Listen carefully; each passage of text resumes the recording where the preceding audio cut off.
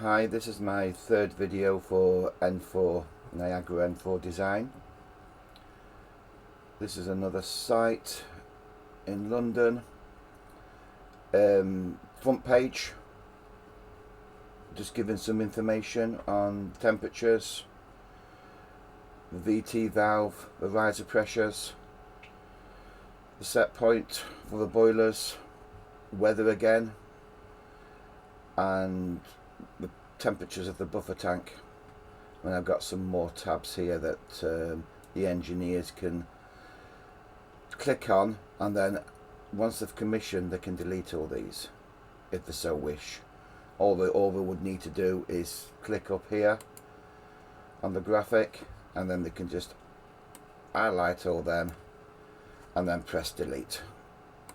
So the client will only see these boxes on here. It's also got a 10.1 inch touchscreen on the panel, so this would be displayed on the touchscreen, but they could use a HTML browser and connect into the local network IP address, or if their IT department opens that to the internet, then anywhere in the world they could connect to it, or from their home, and look at the site temperatures and make sure everything's okay. On the bottom I've used a second bar here. It's another tab, basically another PX page, where I'm just putting all the alarms and the critical information, or what I think is critical information. They may decide they don't want all that information. So let's just go through the logic in a bit like we normally do, but we'll just click on some tabs so you can see some pictures, graphics. So there's the buffer tank. So there's 3 gas boilers on this site, and they all feed into this buffer tank. I mean, it's only got 2 sets of pumps, a VT valve, and going out.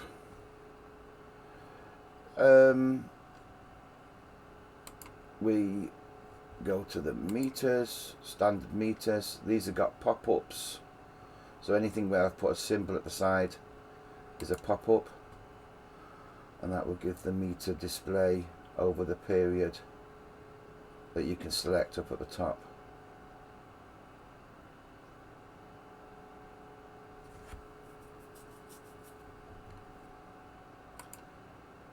So you can see here you've got all the selections.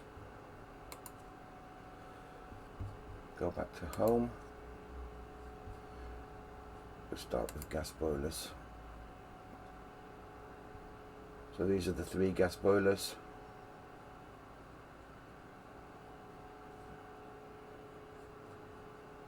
You can use the back button if you wanted to. Plant room supply fan. Space temperature of the plant room. Again, because it's not connected at the moment to any sensors, we get these stupid values here. You can also click on this and it will also bring up the pop-up as well.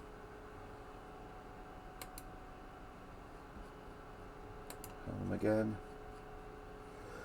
The user can select the boiler stages. You can select the set point, so it's 75, but they can use a plus or minus and change that. The riser pressure is monitored. This is a 4 to 20 milliamp, but you can use 0 to 10.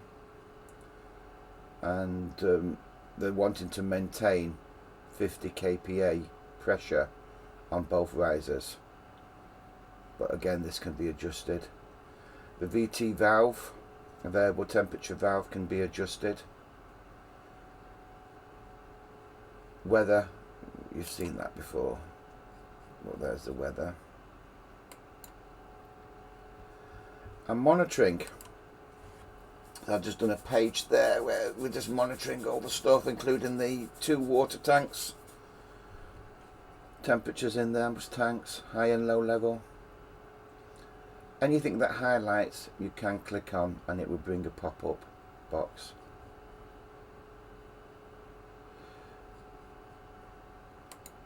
And that's it. It's simple page. Let's look at the logic. So we've got a Mach 36 controller.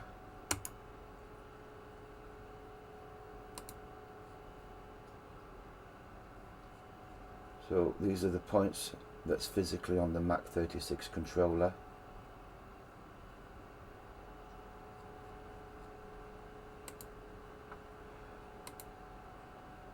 COM1 is 3, on COM2 we've got 2 iSMA devices, 8i and an 8u.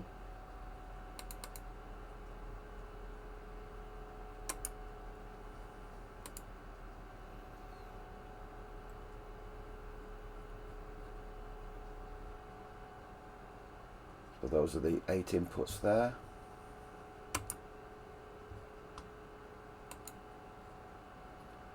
And that's the 8 analog inputs. 2 of them are being digital and the rest are temperature. They all go into a folder. This is our inputs folder here. So they're all Mach 36 inputs, the 8 digital and the 8 analog. Now we've got some Sontes here, DIM4 modules. I'll just pull them out into this sheet. So everything I can use from the IO folder, and I don't need to start working or getting information from anything to do with COM2. I'm bringing all the points that I want for my logic into this folder, and then out of here into the logic. What we will do is we'll look at this Sonte, and then there's 2 ways of calculating, so I've put both ways in, but we'll probably use this way, which is the software that I wrote.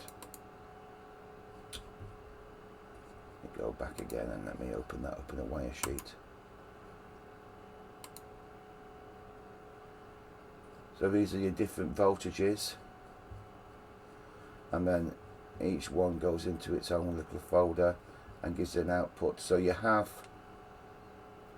1 voltage coming in, which will relate to 4 digital outputs.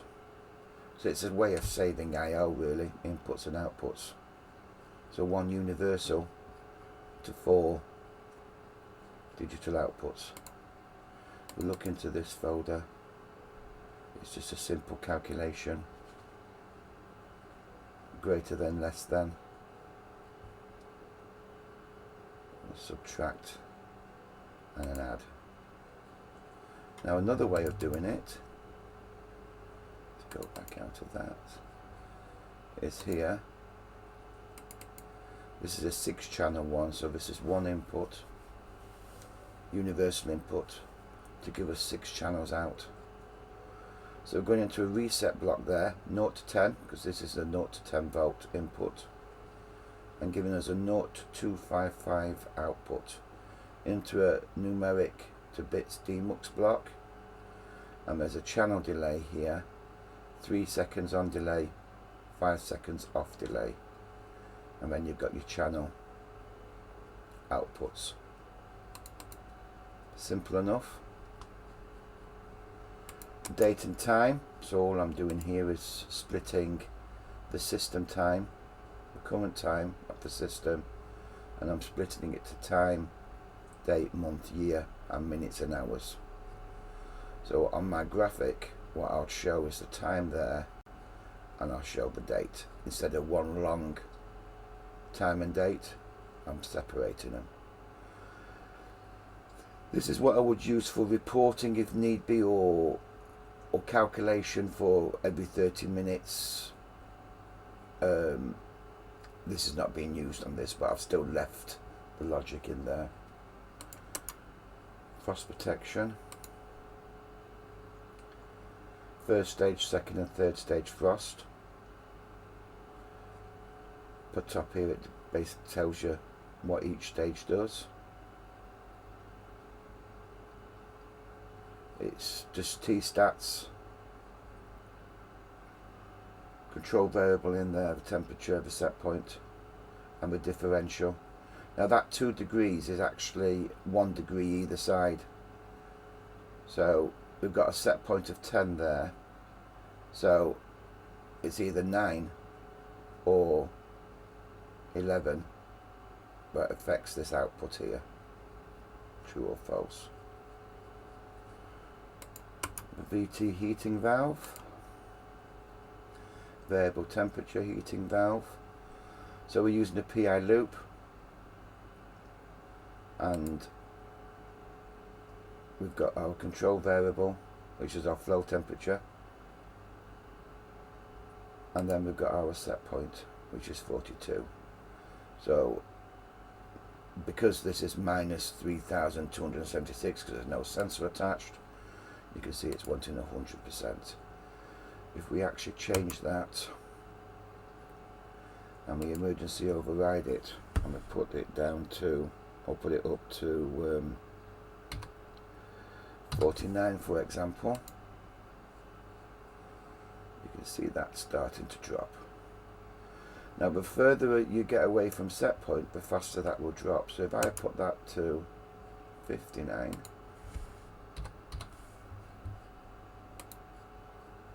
it's dropping faster.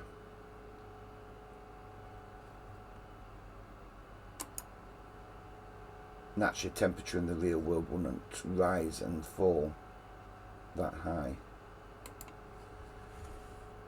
69.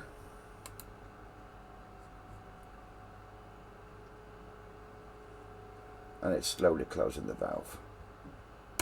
Put that back to normal. Take the override off. Circulation pumps, secondary pumps. So this is the logic for the secondary pumps. Now what I do is I have logic. The secondary pumps use the DP, differential pressure, or switch, to make sure that the pump is running. If not, it will select the second pump. Or if a pump goes into fault, it will select the second pump. And if both pumps go into fault, i.e. it's ran one pump, didn't get the DP, select the second pump, didn't get the DP, then we can do one of two things. We can either shut both pumps down and send an alarm, which is this here, set failure alarm, or we can set this to auto reset, and all it is a set failure alarm.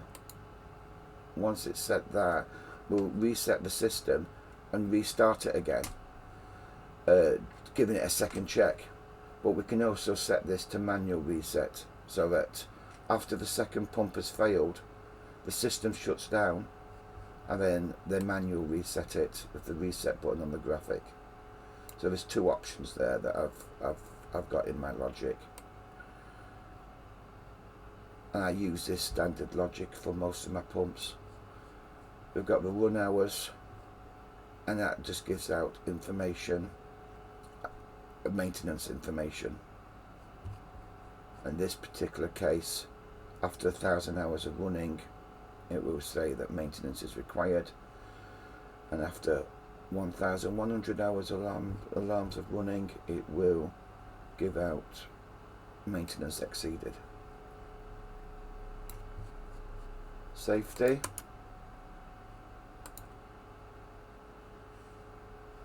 So we've got our low and high pressures, our fire alarm, our gas, and our emergency stop. So the gas one, as you can see, we've got an AND gate here, so all them apart from high pressure, so fire alarm, low pressure, emergency stop, will stop the boilers. The vent plant, which is here, is the fire alarm, because you don't want the vent running when there's a fire alarm, or emergency stop. And we've got safety healthy here, safety okay, which is fire alarm, pressurization unit and emergency stop. Schedulers, I think there's only one on this, which is the heating one, which is set 24/7 currently, which I think it will be 24/7, but we still wanted a time clock in the logic. Boiler logic, this is a staging on of the boilers. So we've got the optimization if we ever want to use optimization. At the moment there's nothing coming out from here, so we're not using the optimization. And if we go into there, you can see the optimization block here that we use.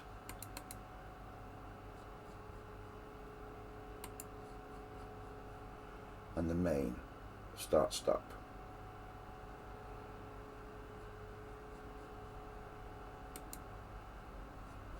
And then you've got your boiler temps, flow and return, for information only. So the boiler set point is 75. So we're going into there, and our control variable is this one, which is a minimum of all these temperatures, which is the buffer tank. Let's go into that folder with the wire sheet. Didn't want to do that.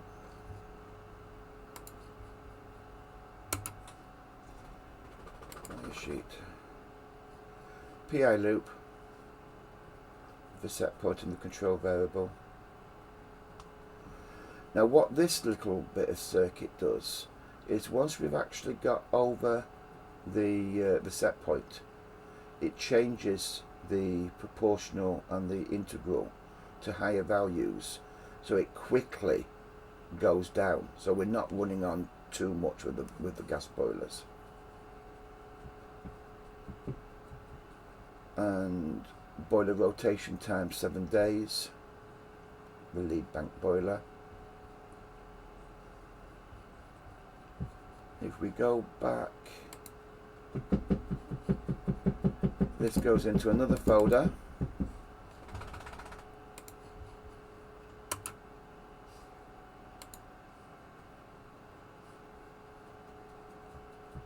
And you've got your rotation load sequencer there, again another PI loop, and A, B and C. Dog scratching himself or herself.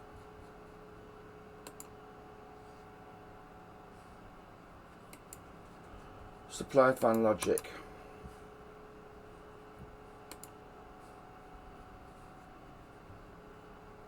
That's basically simple. XOR gate there.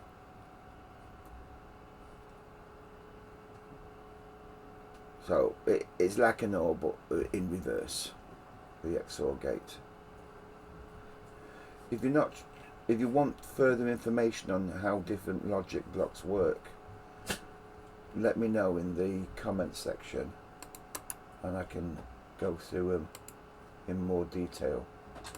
Nothing there. Rotation command, so rotate every 7 days. Bit of logic here, just does the rotation of different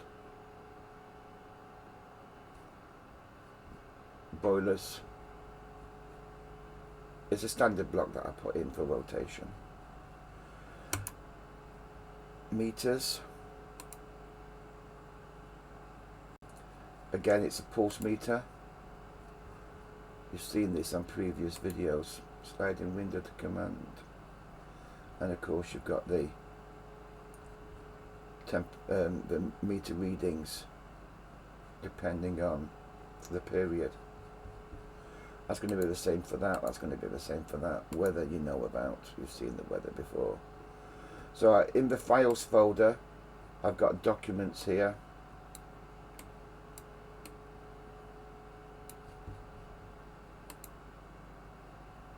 So I've put in the description of operation, the MCP1 panel, and the points list in the documents. These are all my images that I'm using for all the graphics, and this is all my PX files for the job. nav file. A nav file is used for the user when he logs in. It tells them what folder I want them to go to as soon as I've logged in. So I want them to go to a folder called adjustments, which if we look at adjustments folder, that should take you to the front page. I'll show you how that one works quickly. So we've got a user service here, we've got a user, so we've got a temporary password in at the moment, which will be changed. So I've just put user 1 2 3 4 5 6. I've put that up there. That's going to be deleted, just to let me know what I've set this to be. But normally that won't be there.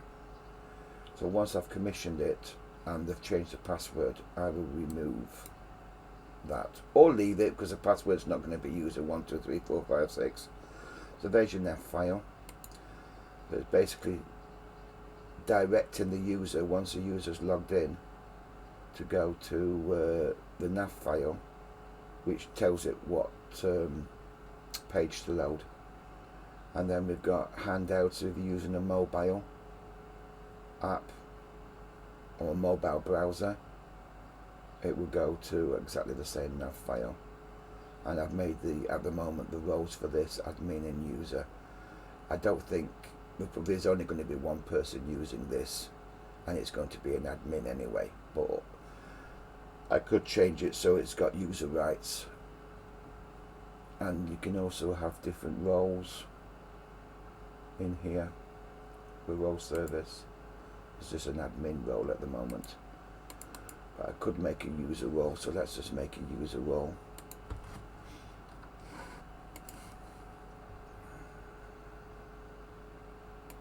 So we'll call that user, and we won't give them super user access. What we'll do is we'll just give them operator access.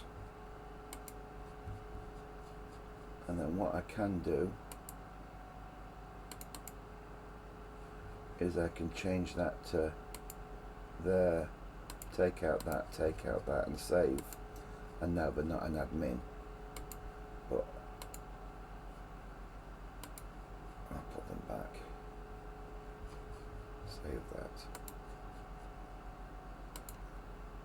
Okay.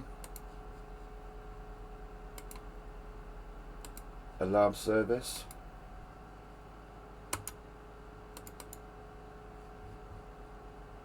That's as a console recipient. This is the alarms that they see. We can clear that one. Acknowledge. Category service, because the user, we're not really bothered with setting up the category service. But here you can select what the user will actually be allowed to see on pages. So you could have a user that you don't want them to see the meters, so you could select another user and make sure that it's unticked for the meters for that particular user. That way they can't see the meters page.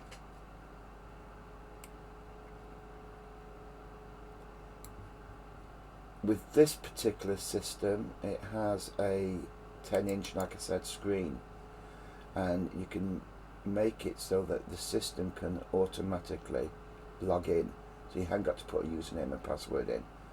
So as soon as they touch the touch screen, it logs them in automatically, which is what this is. The weather service you know about, the email service is standard. And that's about it. Again, there's all the histories. So we go down to histories. Histories.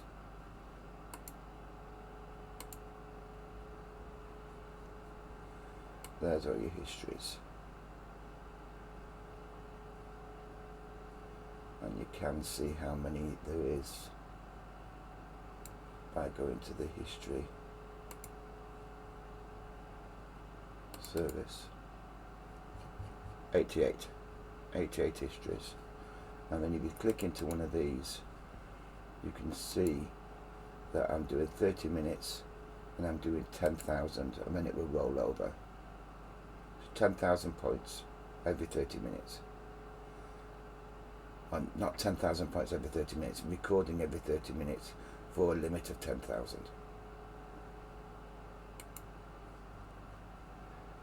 Don't think there's anything else, unless there's anything you want to see. Again, put in the comments box and I'll try and sort that out for you. Okay, thank you for watching.